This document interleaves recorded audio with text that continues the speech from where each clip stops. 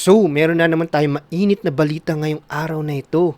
At ito yung tungkol sa 1,000 peso polymer banknote na kaka-release lang ng Bangko Sentral nung nakaraang buwan. No? So, tatalakayin natin ang issue na yan. Ako nga pala si Engineer Morgan Sai ng Ilocano Defenders. Ilocano Defenders, para sa lahat. Ilocano Defenders, laban sa lahat. Meron akong isang vlog nung nakaraan, ano?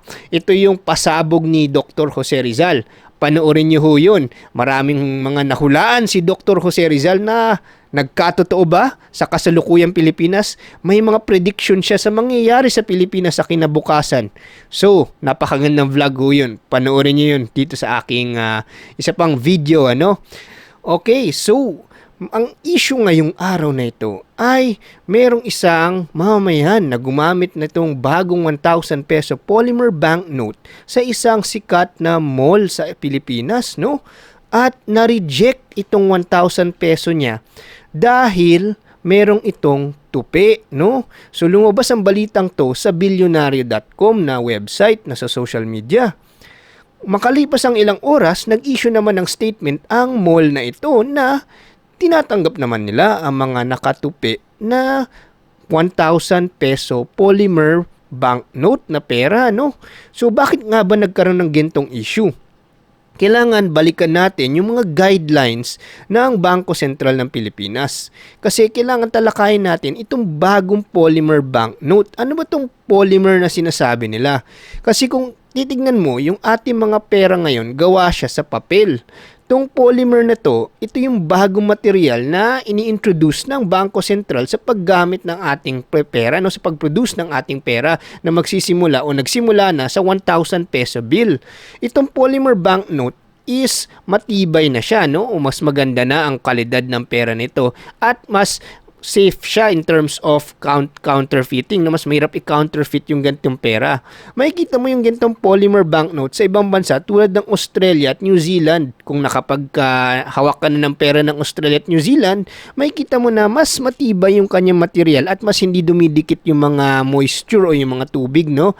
So, mas safe siya in terms of mga COVID, no? So, mas hindi dumidikit yung mga laway dun, ano? So, yun yung kagandahan dun sa bagong polymer na material na gagamitin or ginagamit na ng Bangko Sentral para sa bagong 1,000 peso bill. So, balikan natin yung guidelines nila para maintindihan natin bakit nagkaganon yung cashier dun sa sikat na mall na yun, ano? So, ang unang guideline ng Bangko Sentral na nakikita natin dito is keep them flat, no? Place your polymer banknotes in wallets where they fit properly. If banknotes become crumpled or creased, apply pressure or flatten them with your hands, no? In fact, may sinabi nga ang isang opisyal ng BSP tungkol dito na mas maganda kung yung wallet natin mahaba, yung hindi masyado nagfo-fold para mas maalagaan ang mga 1,000 peso bills na to na gawa sa polymer. Okay, ano yung pangalawang guideline nila? Keep them clean. Kailangan malinis ito.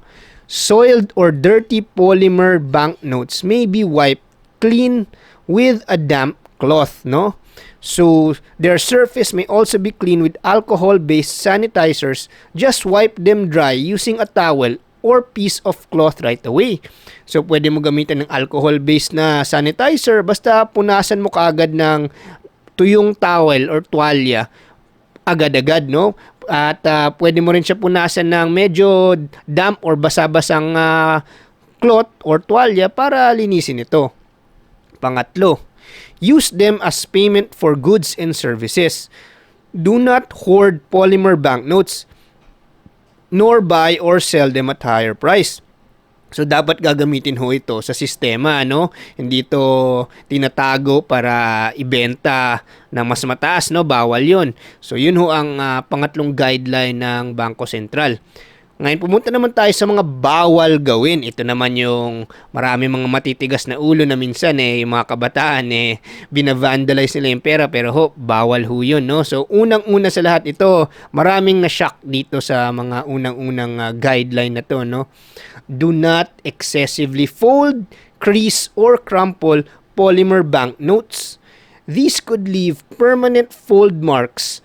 So, yun. Huwag mong tutupiin, laruin, gawing origami yung pera na yan kasi itong polymer banknotes mas magkakaroon ng permanenteng marka kumpara sa traditional na pera, no? Kaya kailangan ingatan ho. Kaya siguro dahil sa guideline na ito na naipasa sa mga cashier ng mall na yon, sinundan nila tong guideline na to, no?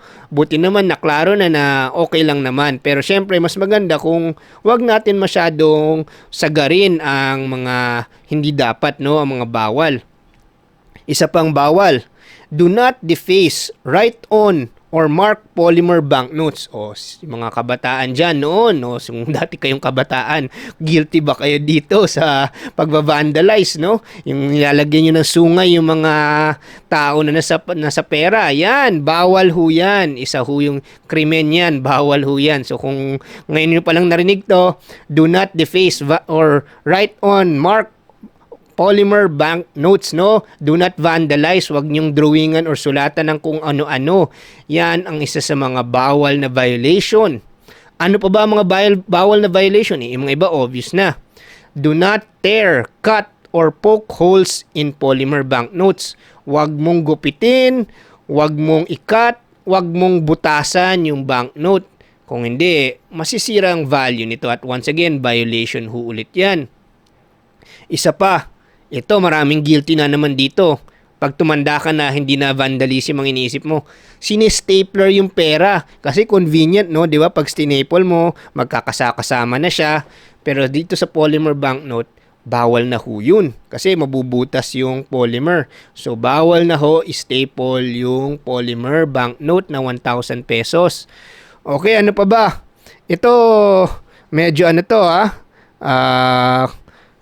controversial naman to. Huwag daw gumamit ng rubber band, no? O ito, maraming guilty dito, ni-rubber band nyo yung pera para magkakasama sila.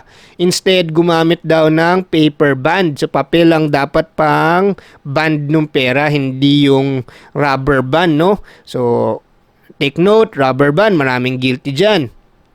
Isa pa, do not damage the clear windows, metallic features, and other security features of polymer banknotes. So kung titignan nyo yung bagong banknote, mas marami siyang security features na nilagay para mahirapan yung mga namimeke ng pera, yung counterfeit, no? So marami ng mga bagong security features na nilagay doon sa polymer banknote. Wag nyo hong idadamage ito, wag nyong laruin, kailangan hayaan nyo lang siya. Make sure to preserve it as much as you can, no? Ano pa ba? Huwag niyong plaplansyahin ang mga polymer banknote, no? So, yung iba kasi gusto nila idiretso, matanggal yung mga tupi na nilagay nila dahil nakalimutan nila, bawal pala tupiin, pinlansya. Huwag niyong paplansyahin. I-flatten nyo lang ng kamay nyo. Yun lang ho ang gagawin nyo. Ilagay nyo sa wallet na mahaba, tapos pahayaan nyo ng dumiretso siya ulit. Huwag niyong plaplansyahin. Ano pa ba? Do not expose polymer banknotes to very high temperatures or place them near an open flame. Huwag nyo ilalagay malapit sa lugar kung saan masusunog ho itong polymer banknote. Madadamage ho yan. Hindi porket hindi siya papel, hindi siya madadamage, no? Ingatan nyo ho na ilayo siya sa mga sunog o apoy. Ano pa ba?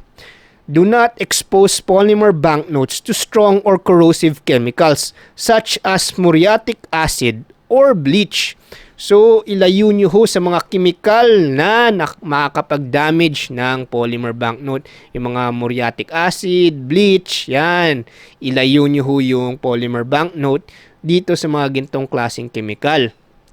So, yun ho ang mga guidelines ng ating bagong 1,000 polymer banknote at magandang progress ho ito forward, no? Kasi kapag lumalakbay ka, kailangan yung pera mas matibay, mas malinis at ito sa gantong material, mas makakatagal to, 2.5 times to 5 times stronger daw to kaysa sa papel at mas tatagal ho ito in terms of lifespan ayon sa Bangko Sentral ng Pilipinas website.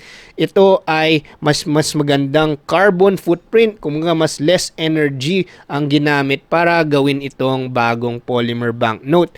At mas hindi kumakapit ang mga COVID sa bagong banknote nito at mas madali siyang linisin.